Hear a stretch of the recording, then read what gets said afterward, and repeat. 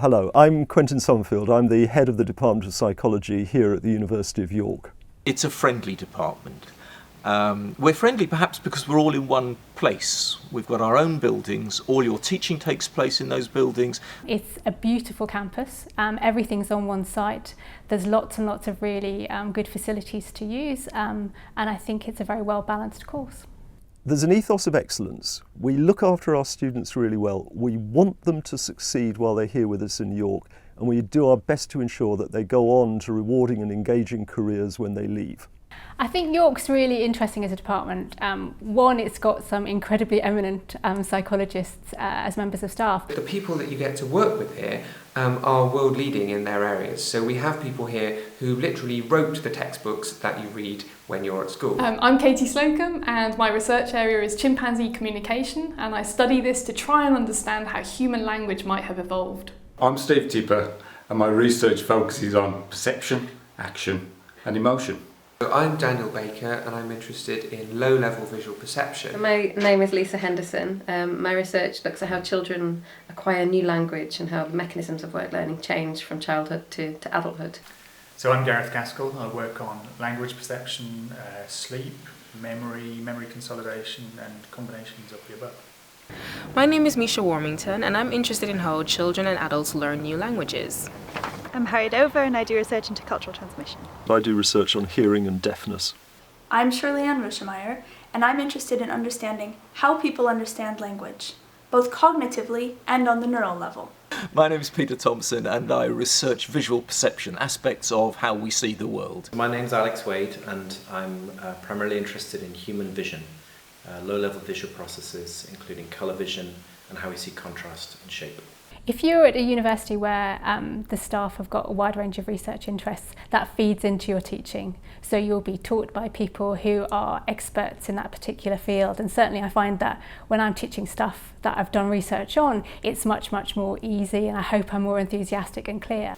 It's completely different to being at school, where even if you have a teacher who really likes their subject, just how passionate the lecturers are about their specific thing. I always try to incorporate my research into teaching, and wherever I can I make links to relevant recent findings and try and tell students about what we're doing in the lab and what our most interesting results have been.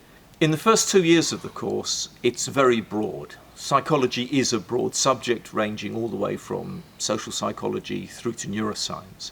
And so we start you very gradually, but we build things up, and so by the time you leave, you can ask a research question, you know how to design the study, you can collect the data, you can analyse it, and you can write it up. You can take everything that you've learned from your practicals, from the experiments that you've done, from the research that you've done, and apply that all in your third year. The course can be accredited by the British Psychological Society as a proper degree in psychology. During the degree, they will be involved in projects with people like me, and they will be doing original research. So you'll have a choice of what advanced modules you do. You will have a choice about your undergraduate project. They'll be doing experiments and finding answers to things that nobody has ever seen before, ever. So it's all a new discovery, certainly in third year projects. Well, most of our third years run original research projects, which often are part of ongoing research within the departments that their supervisor is involved in. And I think being in such close proximity to such great research is just very exciting for the students. It motivates them and enthuses them about science, and they get the chance to do all sorts of very cool projects they wouldn't do elsewhere.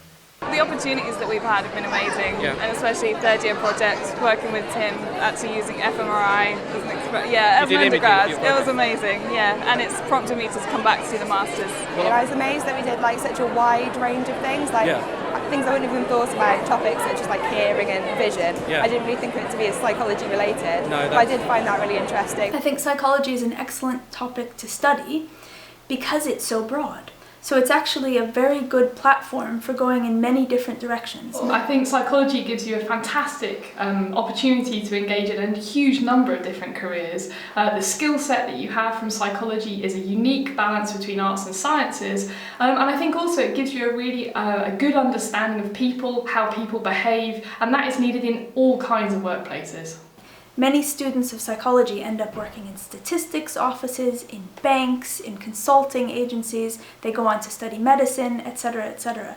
So it's an excellent, general, broad topic of study from which you can go on to do many different things. Whatever you're interested in, you can find something to do. I'm interested in math and physics and sort of low-level things, and I have a nice home here.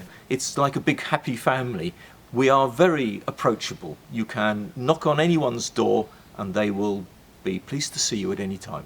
Well, we're really fortunate in psychology in having our own building. It houses our laboratories, our offices, our lecture theatre and our seminar rooms. We have a world-leading neuroimaging facility which has an fMRI scanner, it has MEG scanner, all kinds of other fantastic facilities which are all used by members of the department and indeed can be used by students in their final year projects. What that means is that if you come here, you'll be taught under one roof, and our building is going to be your academic home throughout your time in York.